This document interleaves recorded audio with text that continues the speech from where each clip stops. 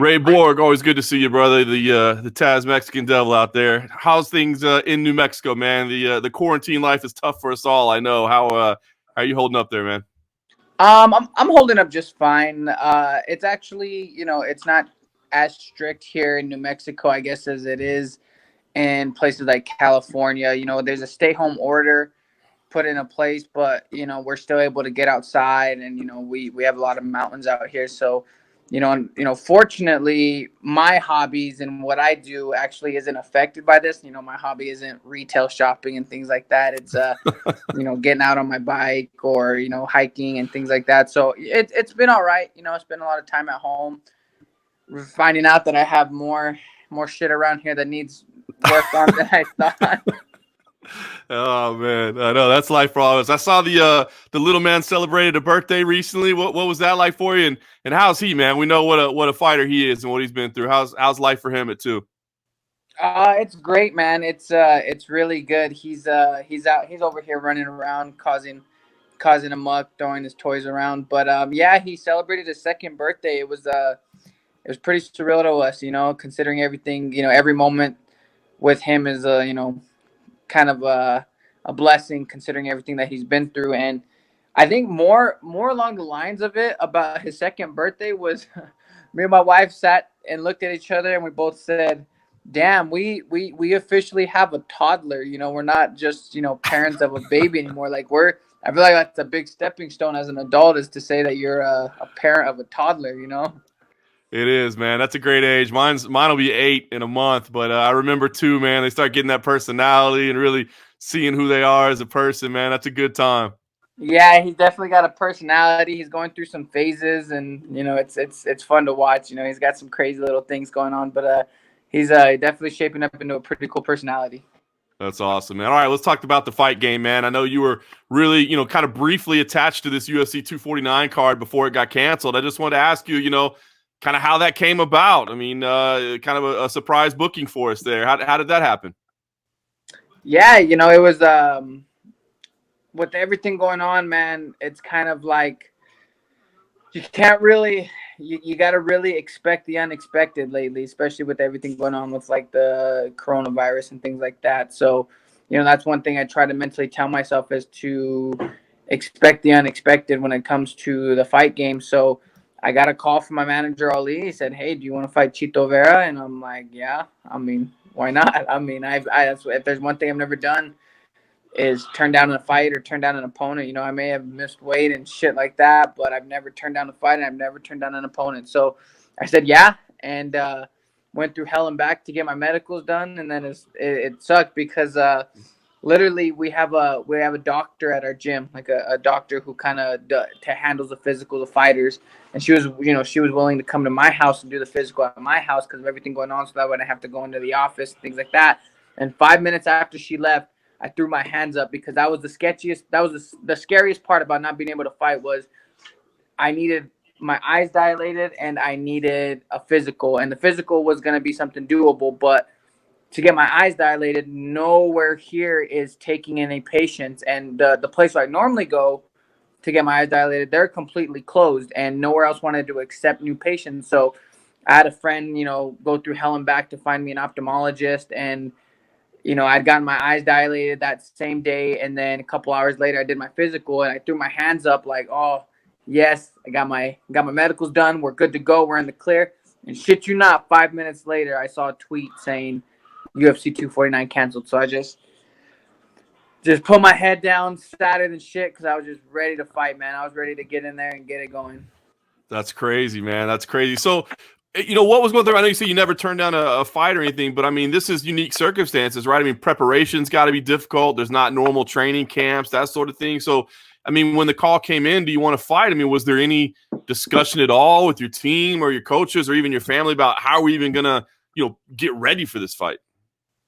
Yeah, that's actually something that I actually thought I had the upper hand in. Is I've been staying busy with my cardio, like really really busy.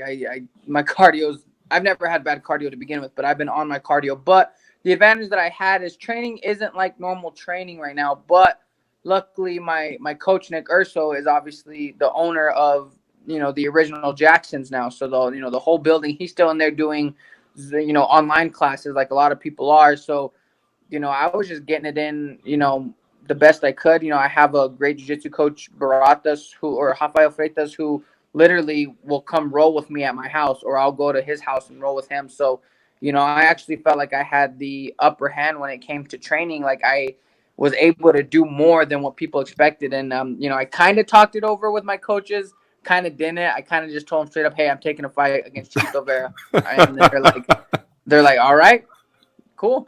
And I told my wife, I go, hey, this is an opportunity that not a lot of people are getting right now. The fact that I got this opportunity is huge. There's a lot of people out there that are losing their jobs and things like this.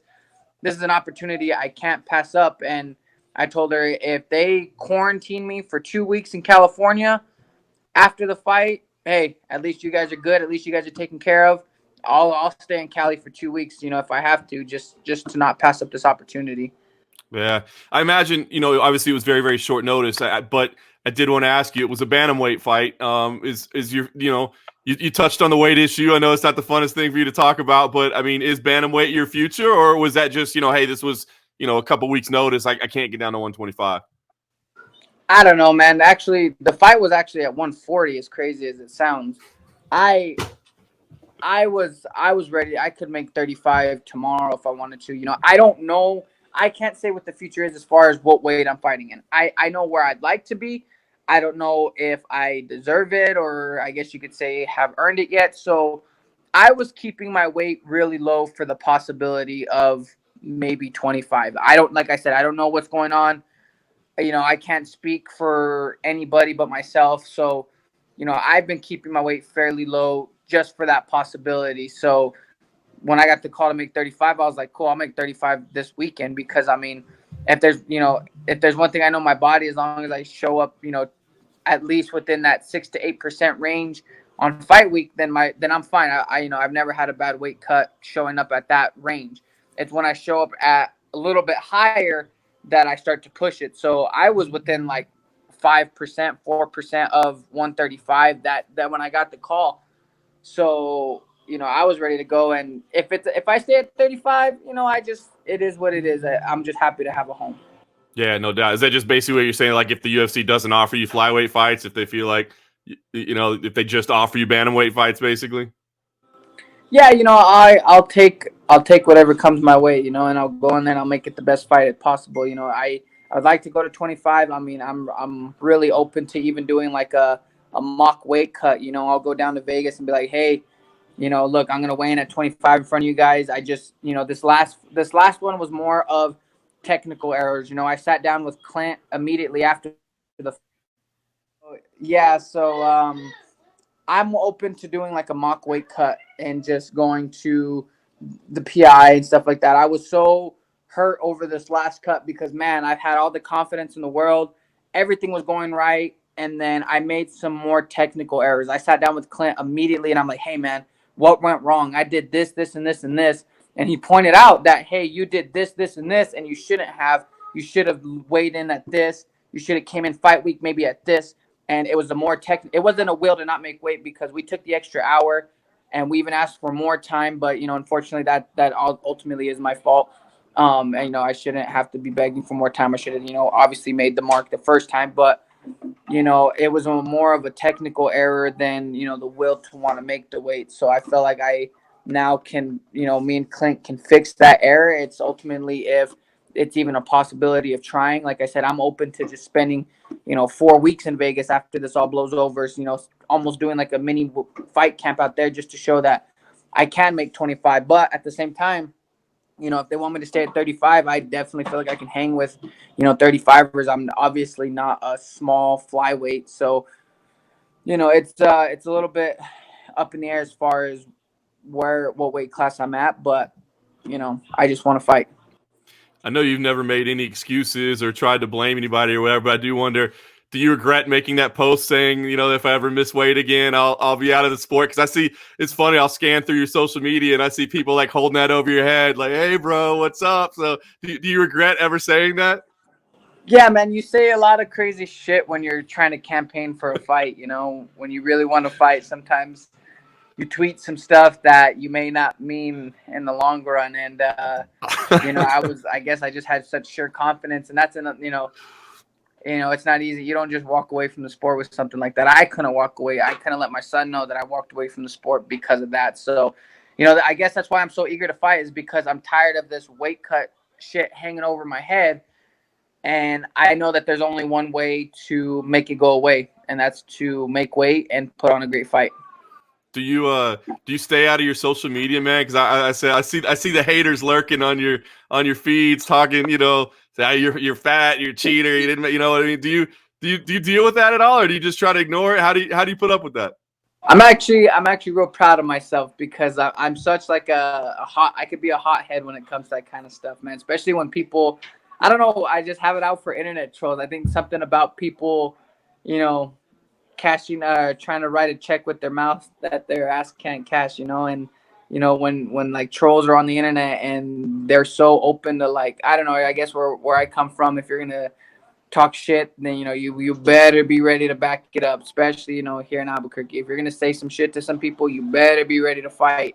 So I guess that's always been my mentality, is if you're gonna say some stuff, even if it's online, you better be ready to back it up. I've even told my wife, if I ever made crazy amounts of money, fighting, I would do I don't know if you've seen Jay and Silent Bob, where at the end of the movie they buy a bunch of plane tickets and just go kick the crap out of all the internet trolls.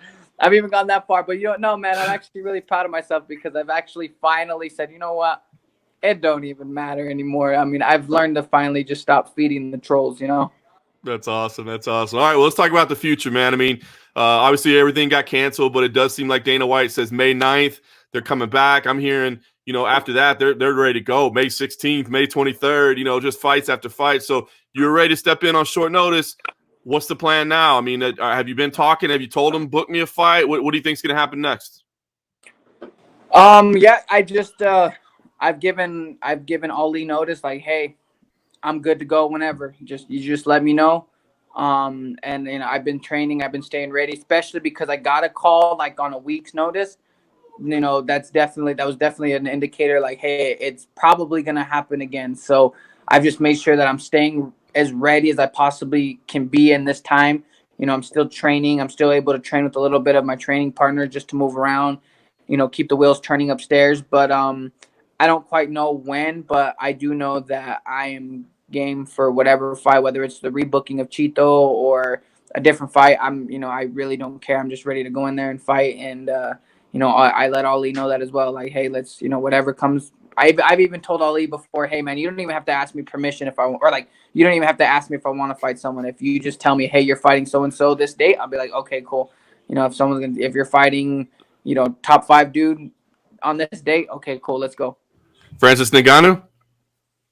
I mean, man, now you're gonna make me say that I'm not scared to fight him. I mean, we all know how that would very, very well turn out. But if you told me, hey, there's a bunch of cash on the line to go in there and fight Ngannou, I'm not probably gonna say no. I mean, then I'll be scared for my mental health afterwards, after watching that dude's videos. But get in on the takedown early, man. Get in on the takedown early. Yeah, I'm gonna I'll end up having to, I might have to bite some ankles, because that's a dude. I'm pretty sure his leg is the size of my body.